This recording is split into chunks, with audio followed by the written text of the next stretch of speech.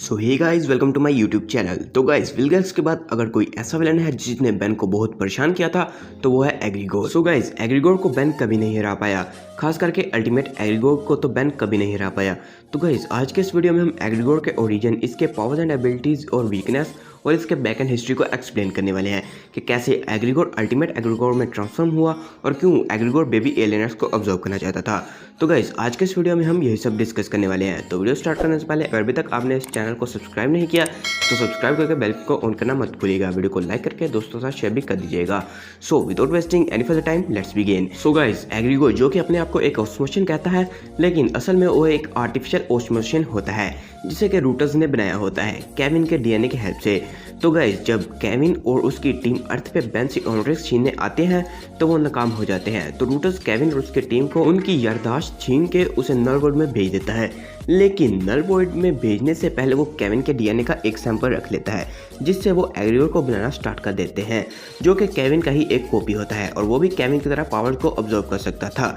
और केविन एक ऐसा ऑस्मोशन बचा था पूरी यूनिवर्स में, इसलिए उन्होंने ऑस्मोशन की कॉपी बनाना सोचा जो कि बेन को हराकर उसे नल वर्ल्ड में भेज दे और ओमनिट्रिक्स बेन से छीन ले, क्योंकि रूटर्स को बेन यूनिवर्स के लिए एक खतरा लगता था, क्योंकि एक बच्चे के पास यूनिवर्स का सबसे खतरनाक हथियार था जिससे उन्हें डर लगता था कि यूनिवर्स में कोई प्रॉब्लम ना हो जाए। तो गाइस, मालवेयर से हारने के बाद जब फीडबैक डिस्ट्रॉय हो जाता है और बेन ओमनिट्रिक्स को यूज करना बंद कर देता है, जिससे रूटर्स को लगता है कि अब यूनिवर्स का खतरा टल चुका है, तो इसलिए वो एग्रीगोर का काम पूरा होने से पहले ही रोक देते हैं और एग्रीगोर को कंप्लीट ऑस्मोशन नहीं बनने देते और उसे नल वर्ल्ड में भेज देते हैं। जिसके बाद एग्रीगोर नल वर्ल्ड से निकल आता है और उसमें पावर्स को ऑब्जर्व करने की भूख थी।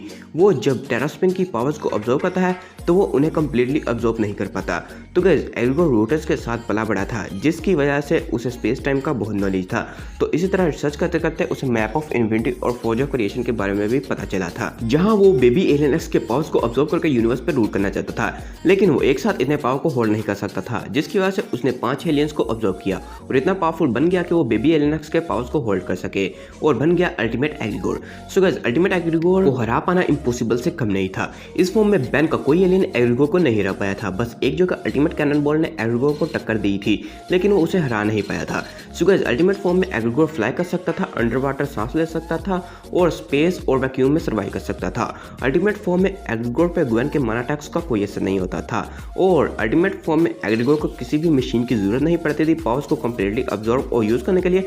इस फॉर्म में वो केविन की तरह बहुत इजीली पावर को ऑब्जर्व कर सकता था और यूज भी कर सकता था। सो गाइस, एग्रीगोर सिर्फ 5 एलियंस को इसलिए ऑब्जर्व करता है क्योंकि एग्रीगोर को पता था कि अगर वो ज्यादा एलियंस को ऑब्जर्व करेगा तो वो अपने दिमाग से संतुलन खो देगा और इस बीच वो देरी भी नहीं करना चाहता था, क्योंकि उसे पता था कि अगर वो ज्यादा एलियंस को कैप्चर करेगा तो उसे ज्यादा टाइम लगेगा, जिससे प्लम्बर्स उसे पकड़ सकते थे। तो उसने सबसे इजीएस्ट शिकार ढूंढे और उन्हें कैप्चर करके उनके पावर्स को ऑब्जर्व किया और फिर एक एक करके मैप ऑफ इन्फिनिटी के सब टुकड़ों को ढूंढ लिया और इस बीच उसे कोई रोक नहीं पाया। तो गाइस, जब एग्रीगोर सबको हरा के बेबी एलियंस को ऑब्जर्व करने ही वाला था तो केविन बेन के ओमनिट्रिक्स को ऑब्जर्व कर लेता है और एग्रीगोर को हरा देता है बेन के सब एलियंस की कंबाइंड पावर की हेल्प से, और इस तरह पूरी यूनिवर्स को बचाता है एग्रीगोर से। तो गाइस, आज का वीडियो यही तक था। आपको ये ओरिजिन स्टोरी कैसी लगी कमेंट करके जरूर बताइएगा। वीडियो को लाइक करके दोस्तों के साथ शेयर कर दीजिएगा और चैनल पे नए हैं तो सब्सक्राइब करके बेल को ऑन करना मत भूलिएगा और वीडियो को लाइक करके दोस्तों के साथ शेयर करना मत भूलिएगा। और किसी भी टॉपिक पे वीडियो चाहिए तो हमें इंस्टाग्राम पे फॉलो करके हमें वहाँ आप बता सकते हैं। तो मैं मिलता हूँ ऐसे ही किसी और ऑसम एंड इंटरेस्टिंग वीडियो में, तब तक के लिए stay tuned and bye bye.